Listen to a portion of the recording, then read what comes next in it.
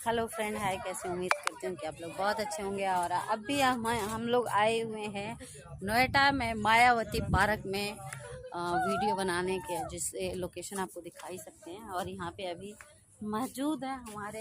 Hello guys. तो guys ये इनसे मिलना चाह रहा था, कब से कह रहा था मैं, वो जो गोरी वाली है, कहाँ रह गई? छू नहीं इनको प्रमोशन सच में लो भाई, छू भी लो, मिला लो भी। भाई बेचारा बोलता था छू ले।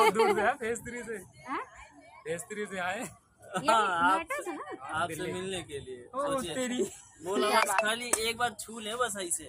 भैया अब जब हमारे यहाँ जाते ना, लोग बोलते हैं इनके ऐसे छू ले।